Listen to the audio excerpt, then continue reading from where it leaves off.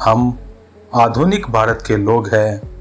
हम उस भारत के लोग हैं जो विश्व में 5वीं सबसे बड़ी इकोनॉमी बन गई है, जो तकनीक के मामले में आज काफ़ी उन्नत है। यहाँ संचार के साधन और यातायात के साधन किसी भी बड़े देश के बराबर हैं। इतनी सुविधाएं हैं आज हमारे पास, लेकिन यदि पल भर के लिए हमें किसी सुविधा से दूर रखा जाए तो बिल्कुल हम बेचैन हो उठते हैं और ऐसा लगता है कि हमारा जीवन बिल्कुल मुश्किल हो चुका है। बिल्कुल घुटन सी महसूस होने लगती है। तो सोचिए उस जमाने में लोग किस प्रकार रहते होंगे जब ये सब कुछ भी उपलब्ध नहीं था। सोचिए आज से 1000 साल पहले भारत कैसा रहा होगा, कैसे लोग अपने रोज़मर्रा की ज़िंदगी में आने वाली चुनौतियों से निपटते रहे होंगे। आज की हमारी ये वीडियो रोचक और जानकारी से भरपूर है, तो हमारी वीडियो में अंत तक बने रहें। आज जब हम भारत को देखते हैं तो हमें लगता ज़रूर है कि भारत एरिया के मामले में काफ़ी बड़ा देश है, लेकिन 1000 साल पहले का भारत इससे भी कई गुना विशाल था।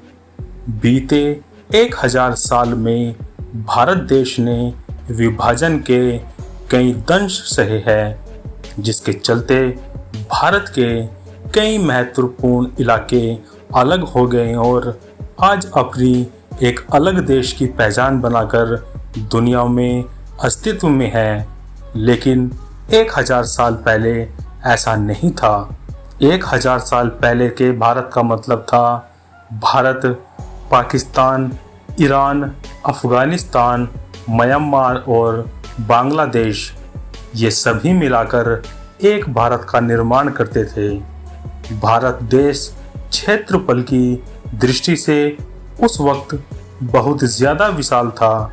शायद इसीलिए पहले मुगलों का भारत पर आगमन शुरू हुआ, उसके बाद अंग्रेज़ों ने भारत पर अपनी नज़रें जमाई और यहाँ राज किया। अब भारत एरिया में तो बहुत था, लेकिन इसकी जनसंख्या लगभग 3 से 4 करोड़ के आसपास थी, जो कि उस वक्त की दृष्टि से एक बड़ी जनसंख्या मानी जाती थी, क्योंकि 1000 साल पहले भारत, चीन और यूरोप की जनसंख्या की दृष्टि में सबसे बड़ी मानी जाती थी। उस वक्त भारतीय लोगों का रहन सहन और जीवन शैली बहुत ही साधारण हुआ करती थी।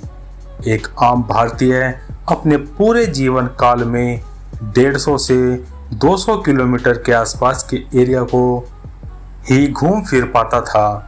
इसकी मुख्य वजह ये थी कि उस दौर में यातायात का मुख्य साधन या तो घोड़ा था या फिर बैलगाड़ी, और हम जानते हैं कि इन दोनों ही माध्यम से बहुत ज़्यादा दूर तक यात्रा करना संभव नहीं है।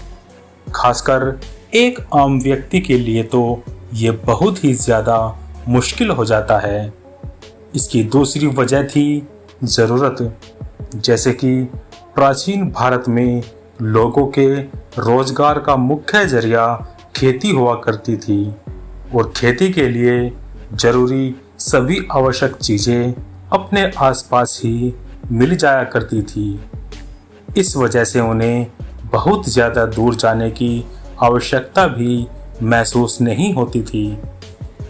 देश में एक ऐसा समय काल भी आया था जब देश एक पावर कॉम्प्लेक्स से जूझ रहा था, यानी उस वक्त देश में कोई भी एक शक्तिशाली शासक नहीं था जो पूरे देश को एक करके रख सके।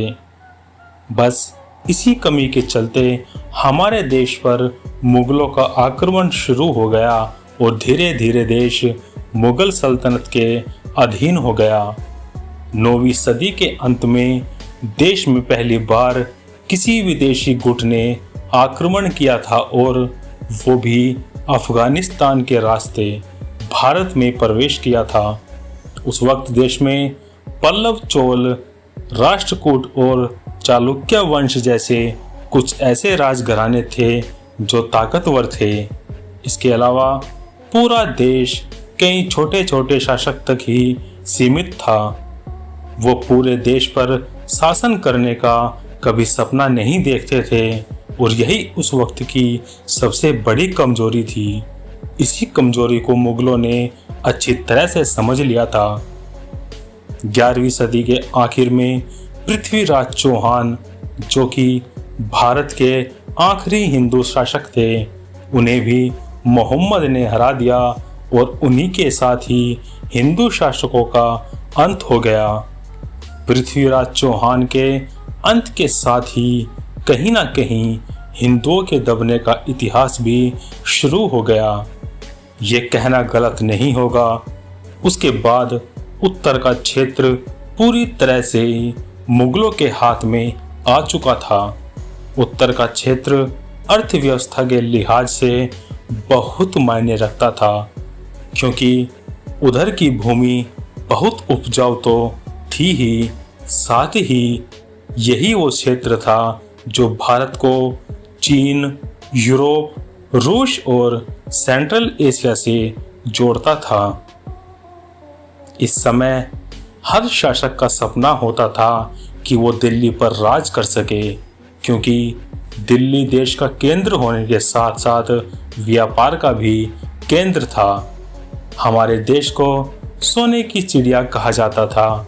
ये बात तो आपने सुनी ही होगी, पर ऐसा क्यों कहा जाता था, वो कारण भी आज आप जान लीजिए।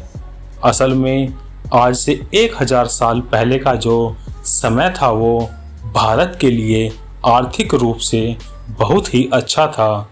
यदि लोगों की जीवन शैली की बात करें तो लोग ग्रामीण जीवन जीना पसंद करते थे, इसलिए कुछ आबादी का 10% ही मात्र शहर में रहते थे। बाकी के 90% लोग गांव में ही रहा करते थे। गांव की जीवन शैली बहुत ही सरल थी।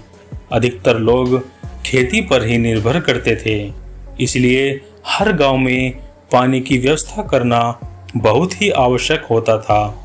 जिन गांव में प्राकृतिक रूप से तालाब बने हुए थे वहां पर तो कोई समस्या नहीं थी, पर ऐसे गांव जहां तालाब नहीं थे वहां तालाब खुदवाया जाता था ताकि बरसात का पानी उसमें संचय किया जा सके। खेतों की सिंचाई के लिए किसान मुख्य रूप से बरसात के पानी पर ही निर्भर रहा करते थे। हर गांव अपने आप में बहुत ही खास हुआ करता था। उस जमाने में शायद ही कोई ऐसा गांव रहा होगा जहां पर कोई मंदिर ना हो।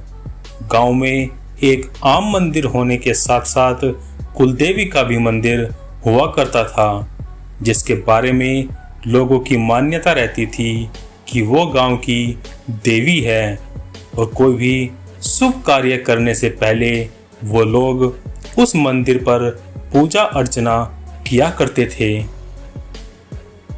1000 साल पहले भी बाजार हुआ करते थे, लेकिन वो बाजार आज की तरह आधुनिक नहीं होते थे। उसमें से बस कुछ ज़रूरत की चीज़ें मिला करती थी। लोग दुकान भी लगाते थे, लेकिन उन दुकानों में अधिकतर कपड़े, खाने के सामान, मसाले, इत्र, पूजन सामग्री मिला करती थी।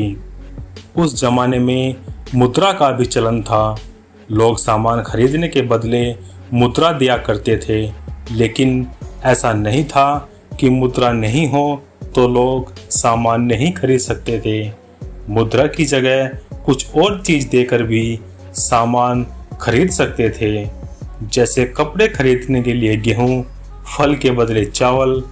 ये देकर लोग सामान खरीद लेते थे। उस दौर में न्याय व्यवस्था पंचों के हाथ में होती थी।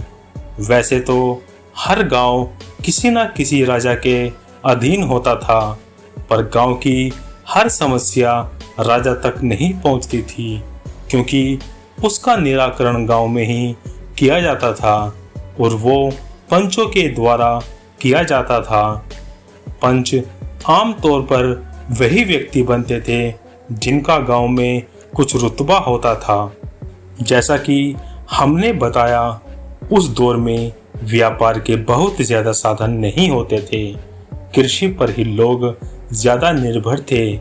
इसीलिए पीढ़ी दर पीढ़ी लोग परंपरागत बिजनेस को ही आगे बढ़ाते थे।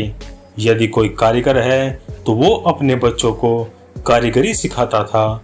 यदि कोई चित्रकार है तो वो अपने बच्चों को वही काम सिखाता था। उस दौर की शिक्षा व्यवस्था भी गुरुकुल के माध्यम से ही संचालित होती थी। गुरुकुल में विद्यार्थी पढ़ने के लिए आते थे और विभिन्न विषय पर शिक्षा अर्जित करते थे। विद्यार्थी न सिर्फ अपने देश के बल्कि कई विदेशी मुल्कों से भी आते थे। आज की तरह ही उस वक्त भी शादी एक बहुत ही महत्वपूर्ण संस्कार हुआ करती थी और उसे उतनी ही धूमधाम से कराया जाता था।